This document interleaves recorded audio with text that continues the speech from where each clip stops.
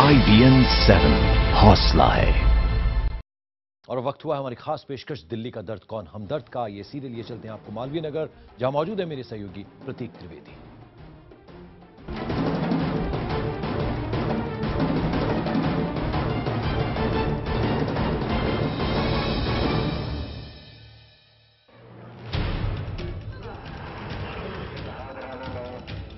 मालवीय नगर विधानसभा में चुनावी रंग नजर आने लगे हैं। बीजेपी हो या आम आदमी पार्टी, हर कोई तेजी से प्रचार में लगा है, क्योंकि अब चुनावी रण जोर पकड़ने लगा है। प्रचार तो जोर शोर से हो रहा है, लेकिन क्या इलाके की नुमाइंदगी के लिए ताल ठोकने वाले इन नेताओं को लोगों की समस्याओं से वाकई राब्ता है?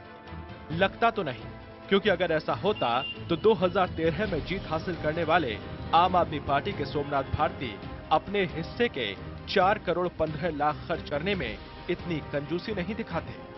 जी हां, भारती ने इस इलाके पर सिर्फ 1 करोड़ 5 लाख रुपए ही खर्च किए हैं। तमाम विवादों में घिरे भारती बीजेपी और कांग्रेस पर ही आरोप लगा रहे हैं। भाजपा कांग्रेस के मित्र नहीं घर से बाहर निकलते तो मैं कहां से दिखूंगा? पहले वो तो घर से बाहर निकले, और अगर वो कर रहे होते काम, देखिए यहाँ पे इल्जाम लगाने के लिए पॉलिटिक्स में नहीं आया हूं मैं, ये वास्तविक में इन्होंने ऐसा घृणित काम कर रखा है। भाजपा के पास 7 साल से एमसीडी है। एक भी आदमी अगर दिल्ली में दिख जाए जो कह दे कि एमसीडी अच्छा काम कर रही है, तो मैं राजनीति करे छोड़ दूंगा। इस विधानसभा पर बीते 15 साल तक कांग्रेस का राज रहा, लेकिन फिर भी यहाँ के लोगों को न तो पीने का साफ पानी नसीब हो पाया और न गाड़ियों के लिए पार्किंग। कांग्रेस का दावा है कि सत्ता में रहते हुए उन्होंने इलाके का जमकर विकास किया, लेकिन गाहे बगाहे बीजेपी के अधिकार वाली एमसीडी उसके काम में रोड़े अटकाती रही। समस्याओं के साथ साथ समाधान भी यहाँ पर हुआ है। अगर समाधान नहीं हुआ होता तो हम यहाँ से लगातार 3 बार नहीं जीतते हैं। तो लोगों की समस्या का समाधान भी हुआ है, लेकिन और अधिक आवश्यकता है यहाँ पर समाधान करने की। लेकिन बीजेपी का दावा है कि इस विधानसभा क्षेत्र में जिस वार्ड पर उनके पार्षद जीते हैं, उसकी सूरत बदल गई। आरोप ये भी है कि कांग्रेस और एएपी ने मिलकर दिल्ली को कई साल पीछे धकेल दिया। इस इलाके का दुर्भाग्य है, स्पेशली मैं जिस वार्ड में खड़ी हूँ, कि यहाँ के हमारे काउंसलर कांग्रेस के हैं, इस यहाँ के एमएलए आम आदमी पार्टी के हैं, और ऊपर भी सरकार कांग्रेस की थी अभी तक। अभी मोदी जी को आए सिर्फ 7 महीने हुए हैं, तो इस इलाके का कहीं पर भी विकास नहीं हुआ। नेता एक दूसरे पर आरोप लगा रहे हैं, विकास का दावा भी कर रहे हैं, लेकिन हकीकत यही है कि यहाँ के लोग ठगा हुआ महसूस कर रहे हैं।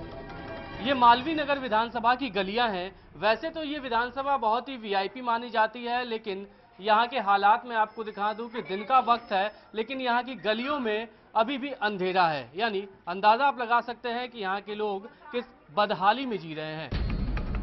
साफ पानी ही नहीं, बल्कि यहाँ के लोग गंदगी से भी परेशान हैं। सीवर लाइनों की सफाई समय से नहीं होती तो इलाकों में लगे सफाई कर्मी ड्यूटी पर नहीं पहुँचते। नहीं झाड़ू वाला आता है कोई सफाई करने गलियों में, और ना ही कोई सीवर वाला आता है।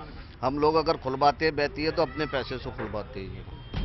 मालवीय नगर का शुमार वीआईपी विधानसभाओं में होता है, लेकिन इसके बावजूद कानून व्यवस्था एक बड़ा मुद्दा है।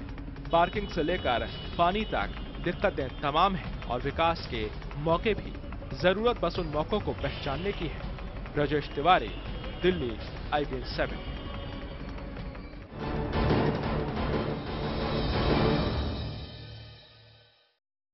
नमस्कार, मैं हूं प्रतीक त्रिवेदी। दिल्ली का दर्द कौन हमदर्द में आज हम बात कर रहे हैं दक्षिण दिल्ली के पौष इलाके मालवीय नगर की। यह एक हाई प्रोफाइल सीट है और यहां मुकाबला भी हाई प्रोफाइल होता है। 2013 तक ये सीट कांग्रेस के हिस्से में रही, लेकिन नतीजा वही ढाक के 3 पार। यहां पार्किंग सबसे बड़ी समस्या है। हमारे संवाददाता ब्रजेश तिवारी ने पूरे इलाके का दौरा किया और यह रिपोर्ट फाइल की।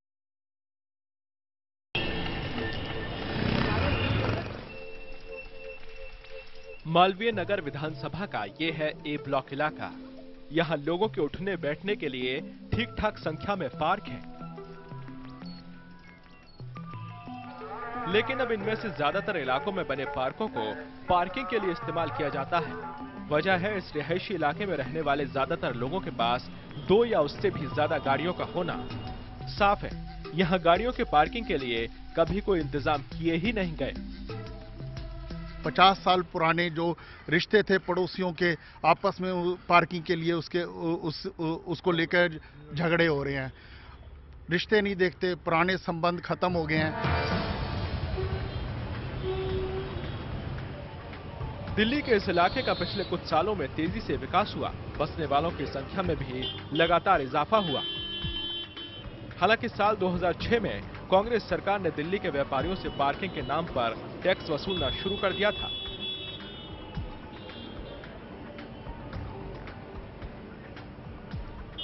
कन्वर्जन चार्ज के नाम पर दुकानदारों से हर साल पैसे लिए जा रहे हैं, लेकिन आरोप है कि आज तक इस इलाके का सर्वे तक नहीं हुआ। लिहाजा लोग सड़कों पर गाड़ियां खड़ी करते हैं और आने जाने वाले लोगों को परेशानी होती है। हालात कितने खराब है इस बात का अंदाजा इसी से हो जाता है कि बस स्टैंड तक पर लोग गाड़ियां खड़ी करते हैं। लोग जो है लड़ाई झगड़े और पार्किंग के झगड़े, दिल्ली में कितने कत्ल हो चुके हैं, कितने झगड़े हो चुके हैं सिर्फ पार्किंग के लिए। अगर वो 15,000 करोड़ रुपया पार्किंग में लगा होता तो ये झगड़े नहीं होते। 3 लाख की आबादी वाले इस विधानसभा में पार्किंग की परेशानी सिर्फ रिहायशी या बाजार के इलाकों में ही नहीं है। यहाँ का हजरानी गांव हो या फिर बेगमपुर या खिड़की गांव। खिड़की गांव के ठीक बाहर गाड़ियों से पटा ये इलाका कभी बच्चों के खेलने का मैदान था, लेकिन अब इसके एक छोटे से इलाके में ही बच्चे खेल पाते हैं। लोगों का आरोप है कि चुनाव के वक्त नेता उनसे तमाम वादे करके जाते हैं, लेकिन नतीजे आने के बाद सब नदारद हो जाते हैं। ये तो चुनावी स्टंट है, ना कुछ मिला है ना कुछ मिलेगा पब्लिक को। तो चुनावी वादे हैं, चुनाव का मौसम है, जैसे चल रहा है चलता रहेगा। आदत हो गई, आदत है नेताओं लोगों की, और कुछ नहीं। कांग्रेस वाले भी आए, बीजेपी वाले भी आए और आम आदमी भी आए। ये पार्क तो हमारा आज तक नहीं बना। हमारी गली है, देखो कितना सीवरों का पानी भरता है, इसका भी तो कुछ होना चाहिए ना। अपनी परेशानियों को लेकर कई बार यहाँ के लोग अपने नेताओं और अधिकारियों के पास गए, लेकिन कभी किसी से मुलाकात नहीं होती।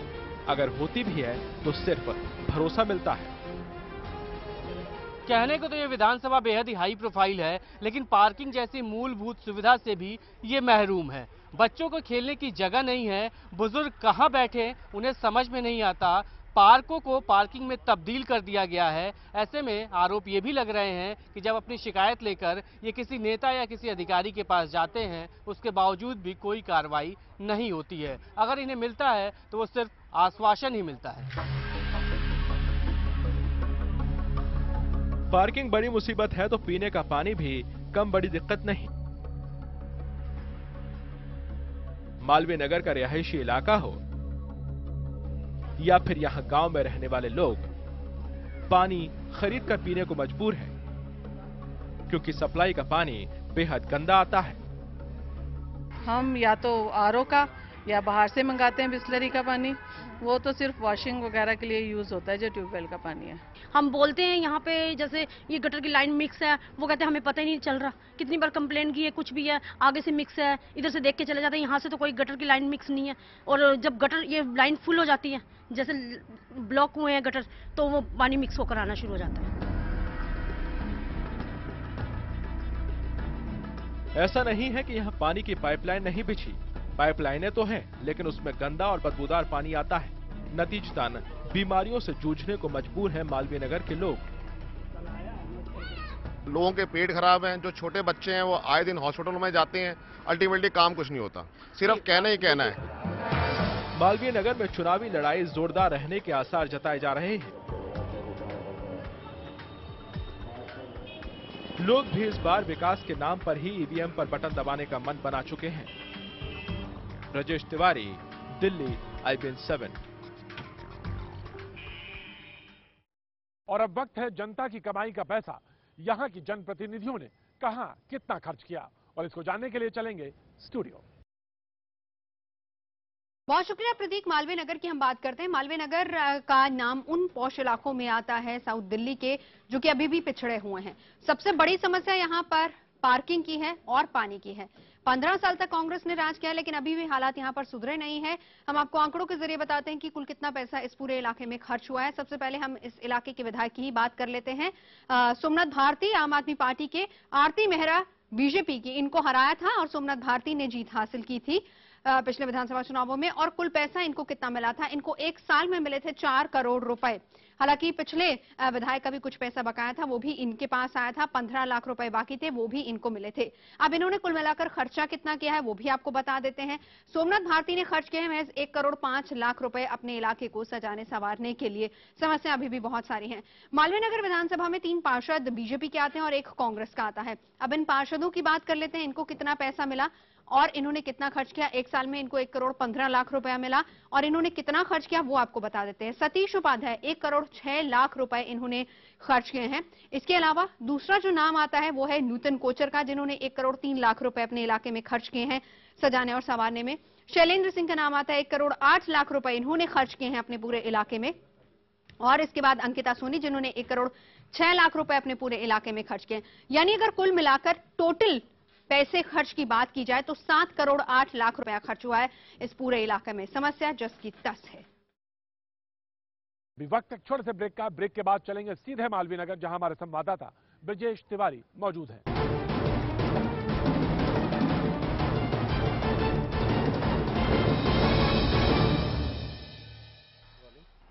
इस वक्त हम मालवीय नगर विधानसभा क्षेत्र में हैं। यहाँ के कुछ लोग हमारे साथ हैं, इनसे बात करते हैं कि आखिरकार क्या क्या इनको परेशानियां हैं या फिर अब तक क्या कुछ इनको सहूलियतें मिली हैं। आप बताइए भाई साहब, क्या कुछ दिक्कतें होती हैं आपको यहाँ? यहाँ सबसे बड़ी प्रॉब्लम सीवर की है। जहाँ रहते हैं वहाँ पानी की निकासी नहीं है। दूसरा, हमारे यहाँ बिजली पानी के बिल सबसे ज़्यादा उल्ट सीधे आ रहे हैं, जिनका कोई समाधान नहीं हो पा रहा। आप बताइए भाई साहब, क्या दिक्कतें आपको होती हैं? जैसे भैया ने बतलाया कि पानी की, एक तो मालवीय नगर को जो प्राइवेटाइजेशन कर दिया, सबसे पहले मालवीय नगर प्राइवेटाइजेशन में हुआ, बट फैसिलिटीज़ नहीं मिली। और ये सब जो है एमएलए के उसमें आती है जुरिडिक्शन में, बट एमएलए हमारे जो है मिस्टर सोमनाथ भारती, वो कुछ भी नहीं कर रहे हैं। बस उनको सिर्फ अपनी हाईलाइट होना है, टीवी में आना है, ये करना है, कोई काम नहीं करना। दूसरा, पार्किंग की बहुत बड़ी समस्या है। पार्किंग, एमसीडी ने एक पार्किंग की मुहिम चलाई थी जिसमें दुकानदारों से वन टाइम पार्किंग ली थी, जो 1.5 लाख रुपया एक एक दुकानदारों से लिया था कि इसकी जगह पे आपको मल्टी लेवल पार्किंग मिलेगी। कन्वर्जन चार्जेस तो रेगुलर लेते ही हैं, और जो वन टाइम पार्किंग चार्ज जो 1.5 लाख रुपया एक एक दुकानदार से लिया था, वो सब पैसा एमसीडी खा गई। पार्किंग की जो समस्या बताई जा रही है, गाड़ियाँ कहाँ खड़ी करते हैं फिर आप लोग? गाड़ियाँ हमें रोड पे खड़ी करनी पड़ती हैं और कोई भी पार्किंग नहीं है यहाँ पर।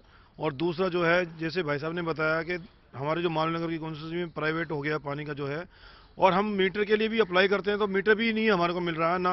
और पानी के बिल इतने आ रहे हैं कि मैं आपको बता नहीं सकता। पहले 200-400 रुपये का बिल आता था, अब 10-10 हज़ार रुपये, 20-20 हज़ार रुपये के बिल आते हैं और बहुत परेशान है हम यहाँ पे। जो पार्किंग की समस्या है, इसको लेके क्या कभी आप अपने एमएलए के पास गए, कभी पार्षद के पास गए, कभी एमसीडी के पास गए शिकायत लेके? हाँ, यहाँ पे कई लोगों ने मिलजुल के, आरडब्ल्यूएस वाले ने भी कई बार ये मुद्दा उठाया है।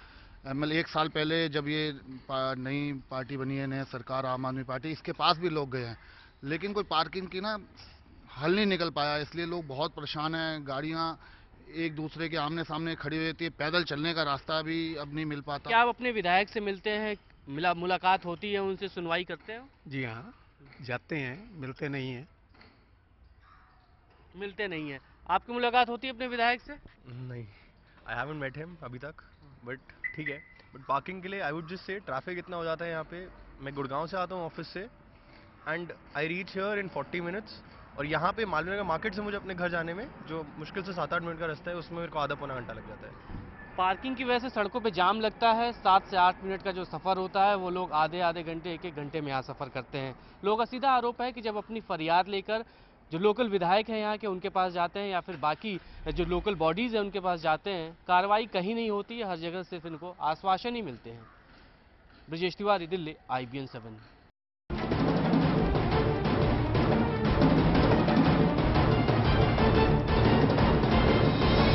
दिल्ली का दर्द कौन हमदर्द में आज हम बात शुरुआत करेंगे शाहपुर जट से। प्याज कटता हुआ और यहाँ पर चाय की दुकान में चाय बनती हुई। साहब, प्याज किस लिए काटा जा रहा है, क्या तैयारी हो रही है? बनेगा, चिकन बनेगा जी। तो आज खास कोई बात? या रोज बनता है? रोज बनता है, चिकन बनता है, मच्छी बनता है, अंडा बनता है। क्या बात है साहब, तो खास है कुछ यहाँ की बात है ना? हाँ जी, हाँ जी। जी, तो एक खास बात है इस दुकान की, और बड़ी मशहूर है दुकान ये, छोटी सी जरूर लग सकती है, लेकिन पकवान यहाँ के खुशबू बिखेर रहे हैं हवा में, और लोग यहाँ पर इस दुकान के बाहर खरीदार चाहे ना हो, लेकिन वोट मांगने वाले भी मौजूद हैं, और तमाम लोग आप देख सकते हैं, इधर टोपी वाले लोग मौजूद हैं, इधर कुछ लोग पार्क में मौजूद थे, कुछ बूढ़े बुजुर्ग भी आज दिखाई पड़ रहे हैं। जी साहब, तो धूप भी सेकी जा रही है और वोट भी मांगे जा रहे हैं। तो इधर तो आप बिल्कुल एविडेंट है, सारी चीजें साफ है कि इधर किसके लिए मांगी जा रही है। और साहब इधर वाले लोग कौन है साहब? बताइए सर। क्या है तो यहाँ की शाहपुर जट की परेशानी और सबसे माहौल में गर्मी कौन फैला रहा है? बीजेपी। किरण बेदी जब से आ गई है, 80% बीजेपी आगे जा रही है। 80% बीजेपी आगे जा रही है, सीधे ग्राफ ऊपर, बिल्कुल ग्राफ ऊपर हो गया जी। हाँ। केजरीवाल लास्ट टाइम में भी आम आदमी पार्टी में था। हाँ। बट उनसे आ रहा हूँ आपके पास ही। हाँ। उनसे एक क्वेश्चन है। किससे? एक क्वेश्चन किससे है? आम आदमी पार्टी के जो भी वरिष्ठ हों, जो भी हों, सर जी, उनसे हाँ, क्वेश्चन पूछना है हाँ। कि लास्ट टाइम जब केजरीवाल जी ने जब लास्ट टाइम गोष्ठी करके पूछे कि मैं सरकार बनाऊं या ना बनाऊं, हम लोगों ने हाथ खड़ा करके बोला कि नहीं आप सरकार जरूर बनाइए। तो जब उनको पीएम बनना था तो बिना पूछे क्यों चले गए छोड़ के? मैंने तो बस सिर्फ थोड़ी बात की शुरुआत की थी, यहाँ तो सवाल ही सवाल है। जी जी, नाराज मत होइए, आप बुजुर्ग हैं, नाराज मत होइए। अगर नौजवान मैं भी आम आदमी पार्टी का था सर। अच्छा, अब छोड़ दिया? छोड़ दिया नौजवान आम आदमी पार्टी? नहीं, अभी नहीं छोड़ा है। हाँ, लेकिन कोई अगर सही क्वेश्चन में आंसर मिले। अरे कहीं का हो, दिल्ली का तो है। अरे बुजुर्ग भाई, अरे बाबूजी वोट है के? अरे बाबूजी वोट ना भी हो, अरे वोट ना भी हो, अरे हम कहते हैं वोट ना। आप नाराज क्यों होते हैं? अगर नौजवान सवाल पूछता है तो समझ लीजिए आपका लोकतंत्र सबसे ज्यादा मजबूत है। नाराज मत होइए। हाँ, बताइए। ये गांव के अंदर बगावत फैलाने के लिए जो गांव में मौजूद आदमी कहा। अरे वाह वाह वाह, क्या बात है, क्या बात है। सवाल, अरे नहीं भाई ऐसा मत करिए। हाँ, नाराज क्यों होते हैं? नाराज मत होइए। हाँ, आंसर मिला तो मैं भी आम आदमी पार्टी को वोट दूंगा। हाँ, नहीं मिला तो बात अलग है। सही है ना? और सही बात है। और बाबूजी, मैं बात सुनिए, अब आप सुनिए, आप भी चुप रहिए, आप भी चुप रहिए। सवाल इस बात का है, अगर सवाल नहीं पूछा जाता तो वो लोकतंत्र कैसा है? सवाल पूछा, और वो एक नौजवान पूछता है, बुजुर्ग को क्यों गुस्सा आता है सवाल? तो ये मैं आपसे पूछूंगा, पर मैंने ये इसका जवाब देंगे आप? बिल्कुल दूंगा जी, बताइए। बात यहाँ तक इसकी है कि हम आप में थे, अब चला गया। नहीं, ये नहीं था सवाल। ये था कि भाई जब आप मुख्यमंत्री बन रहे थे तो आपने मोहल्ला मीटिंग की, जब आप चले गए बनारस तो बगैर पूछे क्यों चले गए? क्योंकि दिल्ली की विधानसभा भंग हो चुकी थी और केजरीवाल जी ने एक चैलेंज देना उसे कि हम भी मौजूद हैं, तो वहां जाकर चुनाव लड़ा उन्होंने। लड़ सकते थे, वो तो चीफ मिनिस्टर होके भी लड़ सकते थे, किसी और को विश्वास जी को लड़ा सकते थे। जरूरी थोड़ा था कि सीट छोड़ के जाकर लड़े। एक सवाल, अब मैं दूसरा सवाल मैं पूछता हूँ, नाराज क्यों होते हैं बाबूजी इतना? आप इतना नाराज क्यों होते हैं? मेरी बचपन से ही आवाज ऐसी है। ऐसे आवाज ऐसी हो सकती है, लेकिन तेवर ऐसे क्यों होते हैं भाई? ऐसा नहीं, नाराजगी नहीं होनी चाहिए, मुस्कुराते हुए रहना चाहिए ना। अब बुरा मत मानिए दोस्तों, आप किराए पे रहते हैं ना तो आपको अच्छा मकान मिलता है, चलो है अच्छी बात है, बहुत बढ़िया है, आपका मकान है, अच्छी बात है।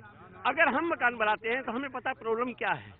हम इन लोगों से इतने वो हैं कि इनको दें, मेटेरियल वाले को दें, एमसीडी को दें या पुलिस वाले को दें। पुलिस वाला पहले घर पे आता है। हाँ हाँ, बिल्कुल बिल्कुल बिल्कुल बिल्कुल बिल्कुल ऐसा है, सरासर आरोप बिल्कुल गलत है, बिल्कुल गलत।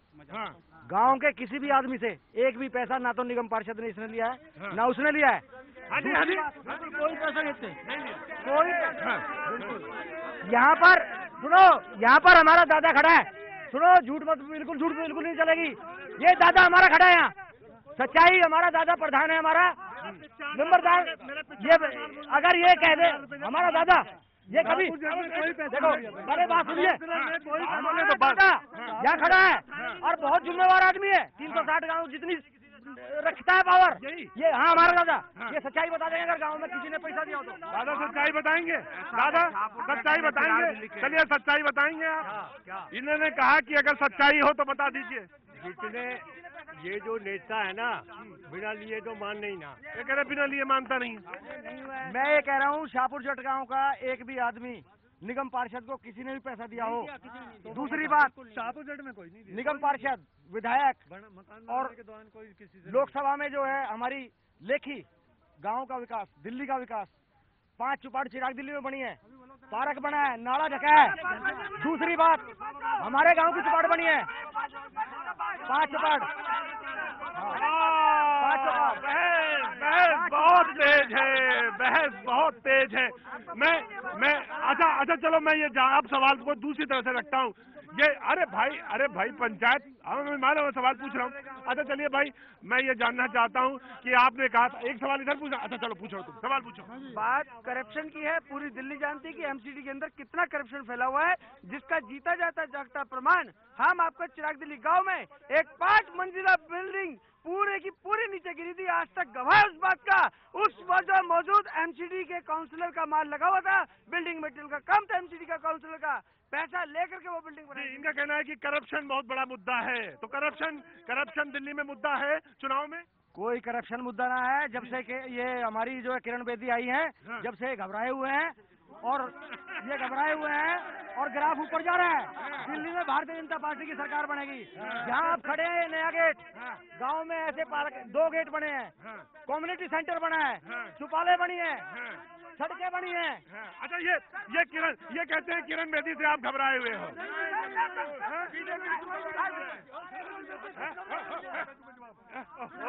अरे आप तो मुझे लग रहा मारेंगे आप मुझे। नहीं मुझे तो डर लग रहा, मुझे तो भाई मारेंगे आप। नहीं भाई आप दूर रहिए थोड़ा, मुझे आपसे डर लगता है, मुझे आपसे डर लगता है। मेरी बात सुनो, मेरी बात सुनिए। ऐसा कुछ नहीं है, किरण बेदी गाँवों में कहाँ घुस गई? ये गांव है, देहात के गांव है हमारे, कोई किरण बेदी को जानते ही नहीं है। किरण बेदी को जानता नहीं है कोई, कहते हैं ऐसा है। किरण बेदी को नहीं जानते तो कोई बात नहीं, दोनों कैंडिडेट जो है हमारे इलाके गुलिया भी गाँव का ही है, चिराग दिल्ली का। वो कोई विदेश से ना आ रहा है, वो विदेश से नहीं आया, वो भी गाँव का है, चिराग दिल्ली का। वो कहते हैं बीजेपी वाले कि आप जब से किरण बेदी का नाम लिया है आप लोग चिढ़ गए हो बहुत ज्यादा। नहीं चिढ़े हो? अरे काहे की हिम्मत। बहरहाल बहस बहुत तेज है और रुख हम आगे का करेंगे। पूरी दुनिया में मशहूर है ये फैशन स्ट्रीट है, एक ही कलर में आपको दिखाई पड़ेगी।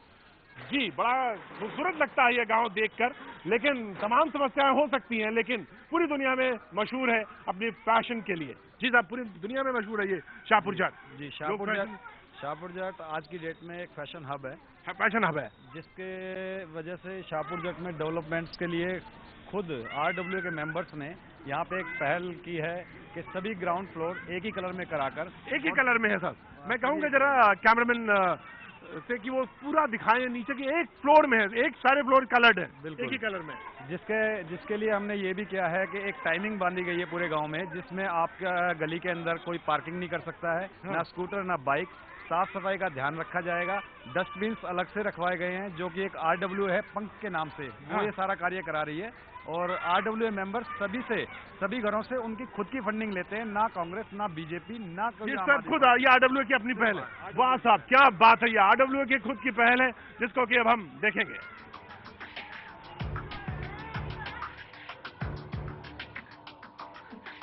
बच्चों के स्कूल की छुट्टी हो चुकी है और यहाँ पर भीड़ भाड़ का आलम है। जी यहाँ लगता क्या है, हवा किस तरफ बह रही है साहब? बीजेपी की तरफ बह रही है। कैसे पता चला? गलियों में कहते हैं बीजेपी जो काम करवा रही है उसकी तरफ से। अच्छा हाँ जी, हमारे निगम पार्षद ने बहुत काम किए हुए हैं यहाँ पर, और केजरीवाल जी को सिवाय झूठ और झूठ के अलावा कुछ नहीं आता है। पब्लिक को सिर्फ दिखाते हैं कि मैं बिजली फ्री कर दूंगा, वाईफाई फ्री कर दूंगा, पानी फ्री दे दूंगा। कहाँ से देंगे? दिल्ली कहाँ से चलाएंगे? फिर ये सब कुछ फ्री बांट देंगे तो पैसा कहाँ से उगाएंगे? पूछने वाली बात तो एक कहाँ से दे देंगे? सबको फ्री कहाँ से? आपको क्या लगता है कि हवा किस तरफ बह रही है साहब? बीजेपी की तरफ बह रही है जी, बिल्कुल। क्यों? इन्होंने कहा इसलिए आपने कहा? ये नहीं कह रहे। अभी इनको मिले थे आम आदमी पार्टी वाले, वो कह रहे थे सब बीजेपी से वादे करती है, हवा ऊपर ही दिखाती है, जमीन में गायब भी होते हैं। ऐसी बात नहीं है, वादा करते हैं और झूठ बोलते हैं हमेशा। कौन? केजरीवाल और वो जो सब पाखंडी है, झूठ के सिवा कुछ आता नहीं उनको। 2 महीने भी नहीं सरकार चलाई, छोड़ के भागे। बताओ ऐसे फिर छोड़ दें क्या फायदा उसकी? झूठ के अलावा उसके बाद है ही कुछ नहीं बोलने की दुकान है केजरीवाल नहीं, झूठ की दुकान है। झूठ की दुकान, लेकिन इधर फ्रूट की दुकान है। वो बोल रहे थे कुछ, मैं इधर फ्रूट की दुकान में आ गया। तो आप फ्रूट बेच रहे हैं साहब? शाहपुर जाट का फ्रूट भी बड़ा जबरदस्त है साहब, है ना? खरीदार भी बड़े अच्छे होंगे यहाँ पे। अच्छे हैं सब। लेकिन क्या नाम है आपका साहब? सुखदेव है। हैं? सुखदेव। सुखदेव जी, अरे नाम जोर से ले यार, इतना बढ़िया गांव में, शाहपुर जट नाम है इस गांव का। सुखदेव जी, क्या लगता है कि आप तो ठेले लेके निकलते हैं गांव में, गलियों में जाते हैं, क्या गलियां क्या कह रही हैं इस बार? अच्छी है गलियां। गलियां कह क्या रही हैं, ये मैं जानना चाहता हूँ। अच्छा। क्या कह रही हैं? क्या कह रही है इस बार? हवा किधर बह रही है? कमल फूल के। कमल फूल में? हाँ जी। बह रही है? हाँ जी। अरे हमको देख के बोल रहे हो यार? नहीं, देख के क्यों बोलेंगे आपको? जी। तो कहीं इधर से उधर उन्होंने बोला तो इधर तुमने भी बोल दिया? नहीं, ऐसे कुछ नहीं है। किधर बह रही है हवा? कमल फूल पे। अच्छा। हाँ जी। और ये अंगूर क्या भाव है? अंगूर 100 रुपए किलो है। अंगूर 100 रुपए किलो है। और हवा किधर बह रही है? कमल फूल पे। कमल फूल पे।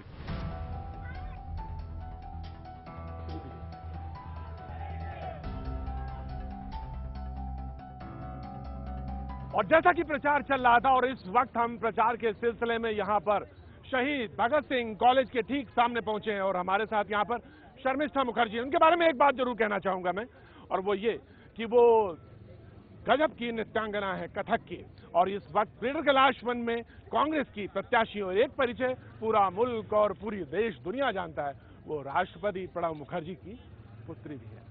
इतना तो परिचय हो गया, लेकिन आपको सुन रहे हैं कि बड़ी दिक्कत आ रही है लोगों को बताने में कि मैं शर्मिष्ठा हूँ और मैं कांग्रेस की प्रत्याशी हूँ। बिल्कुल दिक्कत नहीं आ रही है। हाँ। अगर दिक्कत होती तो मैं कांग्रेस में ज्वाइन ही नहीं करती। ये तो मैं बहुत खुशी से, बहुत गर्व से लोगों को बताना चाहती हूँ कि मैं एक कांग्रेसी हूँ और मैं कांग्रेस से कॉन्टेस्ट कर रही हूँ। इसमें दिक्कत किस बात है? जी, तो तमाम लोगों से लोगों ने कहा कि बीजेपी वाले कहते हैं कि साहब, और खासतौर से आम आदमी पार्टी वाले कहते हैं उनको तो कोई जानता ही नहीं है, वो तो इस इलाके की ही नहीं है, वो तो बाहर से है, बाहर से लाके थोपी गई है। मैं यहाँ का हूँ, मैं यहाँ से हूँ। कहाँ से लाके थोपी गई है? मैं उनसे ये सवाल, देखिए कुछ लोगों की इस तरह की पॉलिटिक्स करते हैं कि बिल्कुल गलत झूठे बात बोल के पॉलिटिक्स करते हैं। अरे भाई, मैं बचपन से दिल्ली में हूँ, दिल्ली की लेडी अरविंद स्कूल में पढ़ी हुई हूँ, सेंट स्टीफेंस कॉलेज की हूँ, जेएनयू की हूँ, और ग्रेटर कैलाश में जहाँ मेरी घर है, ग्रेटर कैलाश में 1984 से वहाँ रह। एक बात तो बहुत साफ सी है, इनके घर में पढ़ाई का तो कोई जवाब ही नहीं। पढ़े लिखे लोग और पूरी जो देश जानता है, लेकिन तमाम युवा लोगों के बीच में भी मौजूद हैं। एक मिनट। हाँ, मैं यहाँ पर एक सवाल पूछना चाहता हूँ आपके माध्यम से अरविंद केजरीवाल से कि जो 49 दिन में सरकार को छोड़ के भागे थे, तो किस आधार पर वो पूरे 12-13 महीने तक सैलरी लेते रहे, वो और उनके पूरे विधायक? कौन सा हक था उनका उस सैलरी के ऊपर? क्या ये एक तरह का भ्रष्टाचार नहीं था? जब जनता को धोखा दिया तो उस सैलरी पर उनका क्या हक बनता था केजरीवाल साहब का? तो ये सवाल है एक और युवा का कि आखिर उनका हक बनता था या नहीं। मैं आपसे जानना चाहूँ, मेरा सवाल जो था वो ये कि आप ऐसा कौन सा काम ग्रेटर कैलाश कॉलोनी में करना चाहेंगे या ग्रेटर कैलाश पूरी कॉन्स्टिट्यूंसी में करना चाहेंगी जो लगता है यहाँ सबसे ज्यादा लाख करती है? देखिए, बहुत सारे काम होते हैं, एक काम नहीं है। डेवलपमेंट जो होते हैं वो होलिस्टिक डेवलपमेंट होते हैं, तो ये काम नहीं है। मैं सारा काम करना चाहूंगी, खाली मैं ये बोलना चाहती हूँ, नहीं बोलना चाहती हूँ मैं एक काम करूंगी, कुछ नहीं करूंगी। मेरा जैसे है, एक तो मेरा बेसिक फैसिलिटीज जो तो हैं, एम्यूनिटीज जो हैं, उसका मेंटेनेंस, अपग्रेडेशन बहुत जरूरी। मेरे 3 एजेंडे हैं: सुरक्षा, सुगम which is to make life people easier, and of course सांस्कृतिक। जी, क्योंकि ये खुद ही बहुत बड़ी नृत्यांगना है, तो तमाम लोगों के बीच में ये वो इस वक्त वोट मांग रही है। लेकिन आप हमारे साथ बने रहिए। वक्त एक छोटे से ब्रेक का, ब्रेक के बाद हम फिर हाजिर होते हैं। दिल्ली का दर्द कौन हमदर्द जारी रहेगा। दिल्ली का दर्द कौन हमदर्द में आपका एक बार फिर स्वागत है और चुनाव प्रचार जोरों पर है। जी राजेश जी नमस्कार। तो आपका प्रचार चल रहा है जोरों से। कहते हैं कि GK1 का ये सबसे बड़ा गांव है और जिस वक्त आप कर रहे हैं, लोगों को एक शिकायत रहती है कि जो यहाँ से चुनाव जीत जाता है दोबारा चेहरा नहीं दिखाता। देखिए, मैं स्थानीय हूँ, मेरे को यहीं जीना, यहीं मरना है, और क्षेत्र की जनता ने मुझे 2 बार चुना है यहाँ पर। मेरी श्रीमती को, क्योंकि यहाँ महिला आरक्षण हो गया था, मेरी श्रीमती को चुना, वो मेरे काम की बदौलत चुना। अब मेरी पार्टी ने मेरी प्रमोशन करके और क्षेत्र की जनता में जो काम बाकी थे उनको मैं सेवा के लिए मेरी पार्टी ने मेरी प्रमोशन की है। मैंने जैसे आपसे कहा था, शाहपुर जट में जब मैं मौजूद था, वहाँ के लोगों ने कहा था इस बार खुशी की बात यह है कि यहाँ का जो कैंडिडेट चुना गया है वो लोकल है, तो लोकल होने का इनको फायदा है। तमाम जनता भी मौजूद है। जी आगे आइए आप, क्या लग रहा है इस बार? जी जीतेंगे इस बार 100% GK2 में बिग मार्जिन होगा। राकेश पुनैया हमारा सभी कार्यकर्ता है। भाजपा ने ये एक स्थानीय उम्मीदवार दिया है। अच्छा क्या दिया है? तो पिछली बार का सम्मान किया है। अरे तो पिछली बार क्या हुआ था? पिछली बार भाजपा के अधिकारी लोग चुनाव लड़े, इस बार तो हमारा स्थानीय कार्यकर्ता चुनाव लड़ रहा है। स्थानीय कार्यकर्ता लड़ रहा है, इस बार ये असर है। बिल्कुल बिल्कुल बिल्कुल बिल्कुल बिल्कुल जमीन से जुड़ा हुआ एक जमीन से जुड़ा हुआ कैंडिडेट जो हर बार ये कहा जाता है कि ऊपर से सौंपे गए हैं, बाहर से लाए गए हैं, ये सारे बातों को एकदम साइड कर। यहाँ पर ये कहते हैं कि ये सीट ऐसी सीट है, वीवीआईपी सीट है, लेकिन यहाँ पर बांग्ला भाषी भी बहुत सारे तो की होबे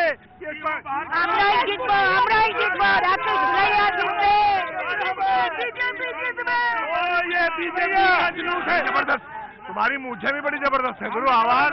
हमारा नेता भी जबरदस्त है, नेता भी जबरदस्त है। हाँ जी, खास करके पूर्वांचल के लिए इन्होंने छठ पूजा का जो काम किया है, इन्होंने जो तालाब बनाया, हम लोग अपने अपने घर में ही सिमटे रहते थे छठ पूजा में, इन्होंने तालाब बना करके कम से कम 10,000 के जनसंख्या होते उस टाइम पूजा करने के लिए पूरे साउथ दिल्ली का। तो यहाँ पे बांग्ला भाषी भी है, पूर्वांचल भी है, मिथिलांचल, पूर्वांचल, भोजपुरी सारे लोग हैं।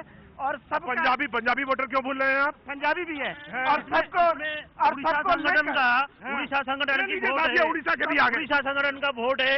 और यहाँ एक बार उड़िया में बोलिए, चलिए थोड़ी बोलिए। ये वोट हम राकेश गुलिया को दवाई पड़ीब। तो मैंने बांग्ला भी सुनाया, उड़िया भी सुनाया, मिथिलांचल बोलिए। हमारा लोग राकेश गुलिया के वोट देवे ना द्वारे कि हमारा लोग के प्रति जो उनकर जवाबदेही है बहुत काज कलन है, और खासकर छठ पूजा। तो पंजाबी कैसे रह सकता है? हाँ जी, हम ऐसे बोलेगा, हम पंजाबी कहेंगे अच्छी अच्छी सारे मिल के कैश को लेकर वोट देंगे और मत जिताएंगे।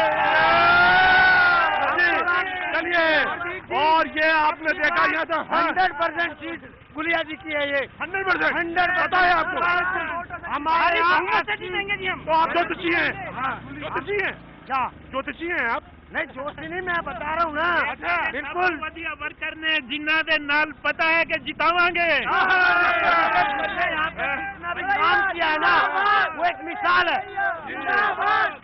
पार्क गलियां सब बताती हैं कि भी गुलैया जी ने कितना काम किया है। तो आज अभी बस तो कितना, लेकिन आप बने रहिए हमारे साथ, देखते रहिए IPL 7।